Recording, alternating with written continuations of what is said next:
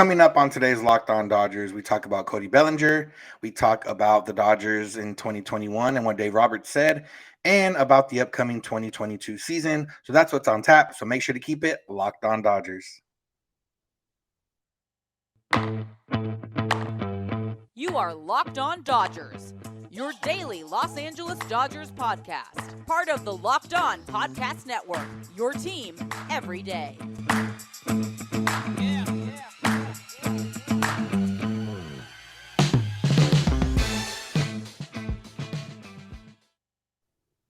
Yo, Dodger fans. Welcome to Locked On Dodgers. We are part of the Locked On Podcast Network, the #1 local sports daily podcast network. Locked On, your team every day. Want to thank you for making Locked On Dodgers your first listen of the day every day. And remember that this show is free and available wherever you get podcasts and on YouTube. Make sure to subscribe in most places so you won't miss a day because you know we're not going to. And it's easy to find us. Just simply search Locked On Dodgers wherever you get podcasts or on YouTube. I'm Vince Samperio, Chavez Ring Fiends, and my usual co-host is Jeff Snider of Baseball Essential, although he is not here today. And if this is your first time listening, we are lifelong Dodger fans just like you, but we've also spent some time in the locker room and press box. So while we're not quite insiders, which, could theoretically change our thoughts a little bit, we are here to bring you the smart fans perspective on our boys in blue every single weekday morning. So go ahead and subscribe wherever you find podcasts or on YouTube. And let's talk some Dodgers. One caveat before we get into the actual show is that I am dog sitting again. So if there is a small bit of a mess in the background, or if you hear something, it might be the dog. I'm going to try to edit out anything that he does do, but sometimes you just can't do it because you're making a good point. But either way, let's talk about the Dodgers. Let's talk about everyone's favorite subject this offseason, Cody Bellinger, and what the coaches had to say about him. The hitting coaches spoke about him, and kind of gave their takes and their thoughts. And it's been a long spring for Cody so far, even though it's been a shorter spring than normal. And Dave Roberts mentioned that he finally got his hand placement in a good spot, and he feels comfortable. So now it's just about repetition. You had Brant Brown, one of the Dodgers hitting coaches, said that Belly's a fast operator. The tinkering and everything else, it's that's just who he is. They're saying they want to support him, and they know he's looking at himself in the mirror, but they're trying to help him navigate that process, be more in tune with what he likes. And he also mentioned that his body is not the same as it was last year. He's getting used again to having full strength back in his shoulder and everything else, and another year of health after that. But, at the end of the day, he did say that Bellinger is trying to, how we talked about the other day, trying to find that happy medium between the power hitter he used to be, hitting, 35, 40 home runs a season, and what he did last year in the postseason, which was, contact base, a lot of singles. He did have a couple big home runs at a couple points in the year, but it was mainly just getting on base, contact base, kind of like survival mode. And that's where he's trying to find himself right now. Obviously, the numbers still don't look that great. He has been making more contact lately, which is a good sign. But it's kind of what we talked about, and it's mentioned the other day of Bellinger needing to find a consistent routine and process. And Robert Van Scoyoc said that. He said it's the goal is to get a consistent routine and process and find something that sticks and stick to it and not bounce around. And that's what we kind of said the other day is, whether he's tinkering in order to find that, and then once he does find it, then he'll go from there, or whether he's trying to find it by tinkering. I don't know exactly what he's trying to do, and I don't know if if he's gonna feel it right away, or is he gonna, is he gonna have to do trial and error where he tries 10 different things and sees which one feels best, or is it gonna be I have 10 things to try, but if one of them feels good, I'm going to stick with it and just go from there. And yeah, that's where probably where he's at. He probably has a lot of different things that he wants to try or has already been trying, and none of them clearly have worked yet. Dave Roberts mentioned that maybe he did find it, and maybe we'll see that. But then it's kind of going to be, the thing with Bellinger is that he's still going to give you, Gold Glove caliber defense out there in center field. And with the Dodgers lineup, realistically, they don't need him to be a huge contributor for them to still be a solid lineup. So he has time to figure it out. So let's just say he did just find his hand placement now. Okay, now he knows where he wants to put his hands. Now he's got to work on the swing. And, you know, it's a matter of the Dodgers can give him a leash unless they get off to a slow start. They can give him, and I'll talk about that a little bit later, but they can give him probably 40, 50 game leash. Be like, okay, look, find it and now go after it. And if it doesn't work, maybe we have to find a different way to do what we need to do, or maybe we need to get you out of the lineup, whatever the case is. And I've been seeing a lot of different people with different opinions on Bellinger. I think I saw somebody from ESPN 710 or one of those saying the Dodgers just need to cut bait now. And yeah, that's for me, that's the easy way to do it. Yeah, okay, cut bait, heat, fresh start, blah, blah, blah, whatever the case is. But the Dodgers aren't some team that's one step away or, going to be fighting for a playoff spot. They're a team that's going to be fighting for the number one seed. They're a team that's going to be fighting for the division. They're not fighting for a playoff spot. Realistically, that's their goals. Their goal is to win a World Series, and to win a World Series, a player of Cody Bellinger's caliber is something that can help that. And as we've seen in the past, I mean, it's kind of interesting because 2017, breakout rookie of the year, awful in the postseason. 2018, mediocre year, had some big clutch hits in the postseason. 2019 MVP year, the Dodgers were balanced in 5 games. It wasn't too much of a chance for him to do too much. 2020, kind of year, big hits in the postseason. 2021, terrible year, came up clutch in the postseason. So it's kind of those you're gonna remember. I remember a lot more of the clutch moments, like kind of what we talked about last year. I remember all the Cody Bellinger big hits in the postseason. He put us ahead against the Giants and in Game 5, and they won that game. He had that big home run to tie the game against the Braves, and the Dodgers ended up taking the lead that inning. Obviously, they didn't beat the Braves, but if they had, that would have been a big key moment. Do I remember him being bad all of last season? Not really. Could he?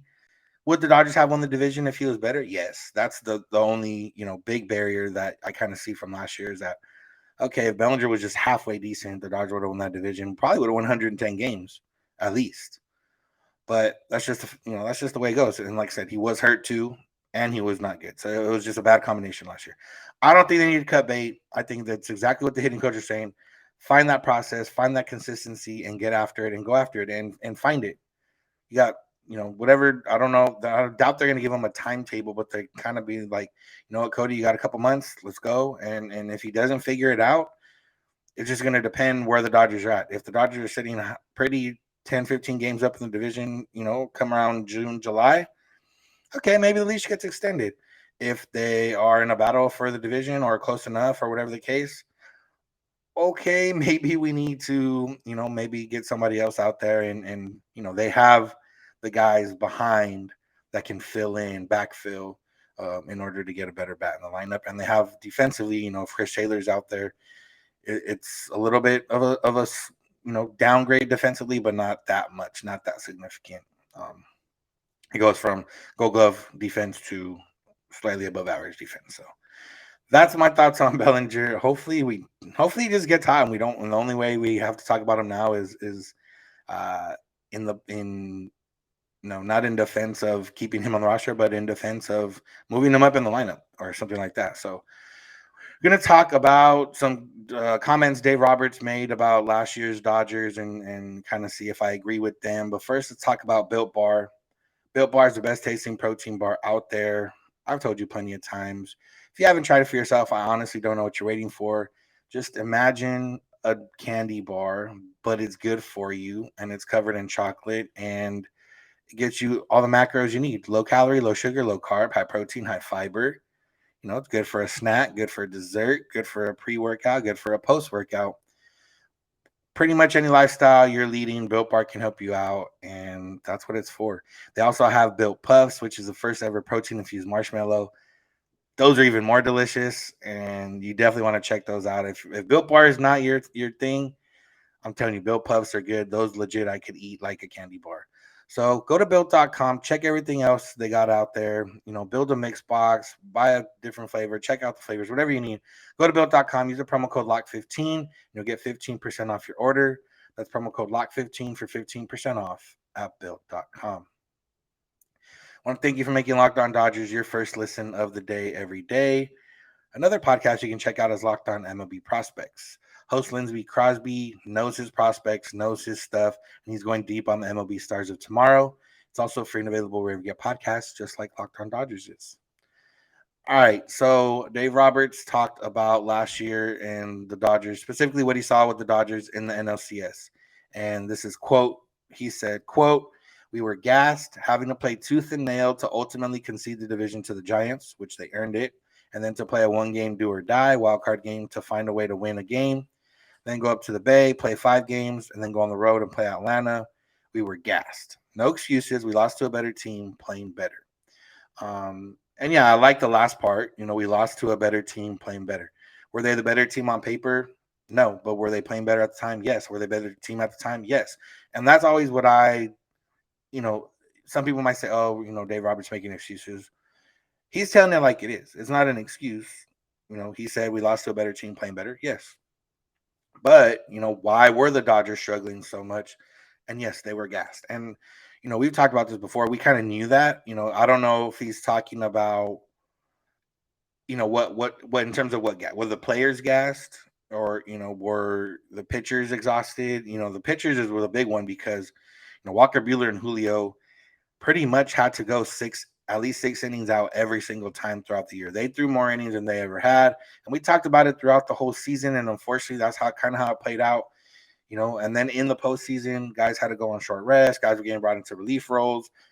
We saw Scherzer with the dead arm. And yeah, I think it was different. It was not the September they're used to. I mean, other than 2018 when they literally had to force the game 163 to take the Rockies out and then win the division, the Dodgers have kind of had an easy go of it most of the other years. At least, they hadn't really been playing deep into September in order to comfortably win the division. They might have not clinched till later in September, but it was essentially all but clinched.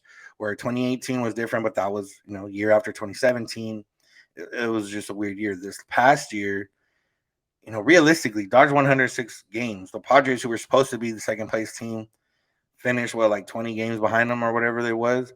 If the Giants would have played to what they were supposed to be, even if they overachieved a little bit, overachieved 95 wins, okay, you're playing into late September, but the Dodgers still have it wrapped up by mid-September. So it was a different game last year for the Dodgers. I mean, they were the second best team, or first or second best record the last month of the season, and they gained no games on the Giants, or one game, whatever it was. So yeah, it was a different season last year. They did have to literally play all the way through 162, play the wild card game, have a grueling 5-game series with the Giants, and then Atlanta was hot, and Atlanta was a better team. And even if the Dodgers weren't gassed, let's just say they won the division by 20 games, they were able to rest guys, or lighten some loads there in September. That doesn't mean they were going to beat the Braves. The Braves seemed to be, they were lights out. They brought it, and guys stepped up. But could have other players stepped up if maybe they had felt a little differently, or whatever the case is. I don't know. It's possible, but it's good on Roberts to say that. Obviously, it's not going to change anything, and it can almost only be taken the wrong way, where he's making excuses. But we see this with guys kind of with injury sometimes, or even guys will struggle or whatever, and then after the season they get some kind of surgery or something, and they're like, oh yeah, I don't. That's kind of how this is. Oh, we were gassed last year, and we literally had to play as hard as we could, and well, there was no pansy, or not to use that word, but there was no weaker lineups last year. They were playing the starters pretty much all the time, and they had to win almost every game. And even when they kind of did win every game, it wasn't enough because the Giants were winning just about every game. So that's the way it is. That's the way it goes. And I think the Dodgers kind of know, well, realistically, the Giants should be at least 10, 15 wins worse than they were last year, I would say. Even with their rotation, there was a report that Alex Cobb's touching 97, and they got Rodon, and then Logan Webb, and then Alex Wood, and the other guy, Disflafani maybe, whoever it is. Yeah, they're good. Their rotation's good, but they lost Buster Posey. They're replacing him with the guy who hasn't necessarily shown too much stuff at the major league level yet, in Joey Bart. Evan Longoria is already hurt, going to be out for a few weeks. They had guys like Brandon Crawford and Brandon Bell, who Brandon Bell was hurt for a big part of last year, but when he wasn't hurt, he was good. They're both another year older, into their mid 30s. Realistically, they're probably going to regress a little bit. You got guys like Lamont Wade Jr., who's also hurt for the little bit of the start of the season, but also a guy like him, like, are people going to figure him out? Sophomore slumps are a thing just because guys get figured out because there's more video, there's more data, how to pitch them. You can, find ways to beat it. They're still going to be a good team, but 10, 15 wins, they're a 90-win team. That's 15, 16 wins lower than last year. If there's 95-win team, that's still, 11 games worse than they were last year. So it's not a knock on them to say they're going to be 10, 15 games worse. It's just, reality, probably. Padres. Tatis is out for a few months. They are very thin depth-wise. They're very thin depth-wise, and if they can't afford any other injuries, I don't know if they're still going to try to get rid of Hosmer. If it doesn't bring back somebody that, if they get rid of Hosmer, they have Luke Voigt, Matt Beatty to fill a role of first base DH, but they don't necessarily have somebody to fill the role behind them, unless it's a minor leaguer or some kind of non-roster invitee or whatever the case is. So the Padres, realistically, I would put their cap at like 90, 95 wins too. So the Dodgers cap should be around 100, 105 wins, similar as last year. They shouldn't be playing crazy deep into September as hard as they need to. They should have the division somewhat locked up, hopefully by September. We were saying this last year and it didn't happen. But hey, this is what realistically on paper at this moment in time, that's how it should be. Now for the Dodgers, also, the emergence of David Price that Jeff talked about yesterday, that's big. Tony Gonsolin being healthy, being decent again, that's big. Tyler Anderson looking good so far this spring, that's big, because the less strain you can put on Julio and Buehler, and if you can give them days off here and there, I don't think they're gonna fight it. Buehler might still fight it. Julio might, say no, I'm good. But realistically, they gotta, imagine the situation. Do you want to make 30 starts in the season? Yeah, of course. The pitchers are competitive. Walker Buehler's competitive. He wants to go out there every fifth day and go to work. But realistically, he might have to realize too a little bit, hey, if I make 27 starts, but my arm's ready to go in October, that's a better big picture thing for me. Julio's like, hey, I can make 25, 27 starts and I'll be ready to go in October. And I don't think Dave Roberts is going to use me out of relief again. Then that's, that adds to it as well. So I think that's where we're at. In terms of the Dodgers. I don't think they'll need to be gassed like they were last year. I don't think they'll be fighting tooth and nail, as Robert said, until game 162. I think it should be a little bit easier, and I think they'll be able to take advantage of it and hopefully, use that for a fueled postseason run. Now, the other part is you can say, hey, the Braves had to do that too because they were bad to start the year, but they got some reinforcements in the middle of the season. They got better. They ended up, winning the division, and that division kind of fell apart in front of their eyes, and they kind of took advantage of it. So it's possible. But like I said, Braves, better team. No qualms about it. Doesn't matter anything. Like I said, a fully non-gas Dodger team. I don't know if they beat that Braves team anyways. So I want to make sure that's out there. And then now we're going to come back and talk about just this upcoming season, kind of how the Dodgers need to come out of the gate based on some other comments Dave Roberts made. But first, let's talk about BetOnline. After months of playing, college basketball has determined the top teams for the Final Four and the national championship this coming weekend. BetOnline.net, your number one source for all your betting needs and sports info, and for all the latest odds, contests, and player props. You name it, whatever you need, BetOnline.net has it. This weekend, college basketball is over. Then you got to move on and bet for something else. BetOnline remains the best spot for all your latest sports developments, including podcasts and reviews for all the leagues this season. It's not just basketball. BetOnline is your continued search for all your sports wagering information needs, including live betting and your favorite Vegas casino games. Head to the website today on your laptop or mobile device and learn about all the trends and action going on. BetOnline, where the game starts. All right. Last segment here, and let's talk about the Dodgers and how they need to come out. Similar to what I just talked about in terms of they were gassed last year. This is more in the sense of they need to come out and they need to not have a slow start this year. They need to come out on fire and all cylinders clicking and put the pressure on everybody else in the division and in the league.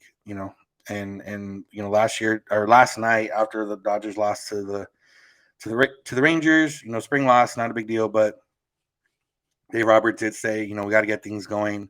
A few guys have had good springs, but we need to get it going. We can't start slow. Also, Corey Seager homered against the Dodgers, so shout out to Corey. But Dave Roberts said, it's true. The Dodgers need to figure it out. The offense has been much heralded. The lineup has been much heralded. But if they come out and don't score runs, it doesn't help anything. And, with the pitching staff the way it is, slightly, starters maybe slightly worse than last year. Bullpen probably as good or better or same at least. The offense really needs to come out. And as we saw last year in the postseason, the offense can go dead real quick.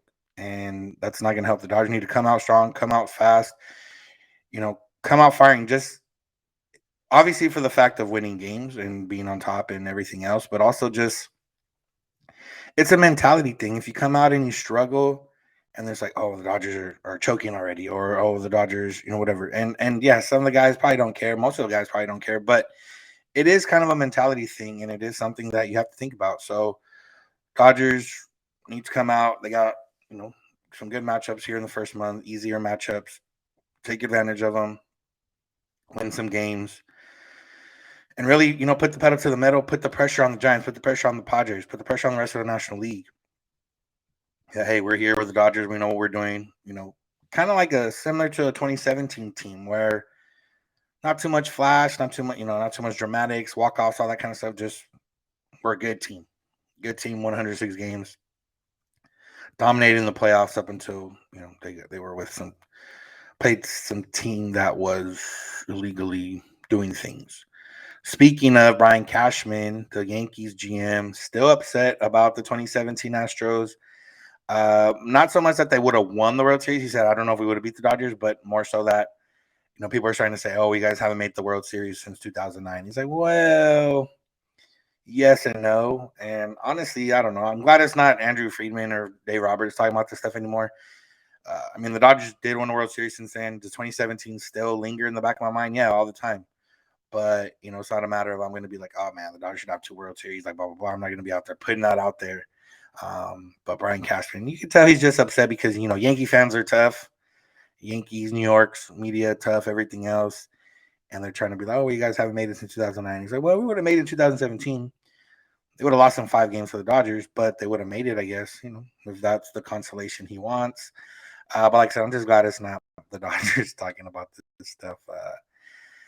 But yeah, the main point I just want to make, like I said, is Dave Roberts is right. Guys got to get going, and guys got to go and put it down and make it happen, and not slow, not be slow, not get off to a slow start. Come out popping, come out firing, come out hot, and really set the tone for the season. And I think they will. I think this team, Mookie Betts and Freddie Freeman, those guys are quiet professionals, leaders, all those kind of things. They're going to get their work done. Trey Turner, multi-time All-Star, batting champion last year. He'll be there. Max Muncy, Justin Turner. These guys have been around the block. They know the deal. And I don't have any concern about the Dodgers not being, not starting off hot or not starting off good. But it does happen sometimes. But that's really the only point I want to make. And there wasn't too much else from the spring or anything else around it. So we're going to cut today's episode off today. And that's going to do it for today's episode. Thank you all for listening to Lock on Dodgers. Make sure to listen every single day. We'll be back on Monday talking about stuff that happened over the weekend, heading into the week of opening day. That's exciting. Make sure to make your second listen of the day Locked On MLB with Paul Francis Sullivan, aka Sully. He brings you his unique perspective on the major leagues past and present. It's free and available wherever you get podcasts. You can find us on social media, Twitter and Instagram at Locked On Dodgers. Jeff is on Twitter at Snider. I'm Evan Samperio. If you want to call and leave us a voicemail or send us a text, you can do so at 323-863-5625 or send us an email, lockedondodgers@gmail.com. We're here every weekday morning, and we hope you'll be with us when you get in your car or if you're at home. Tell your smart device, play podcast, Locked On Dodgers. And remember, you don't have to agree. You just have to listen. Have a good one.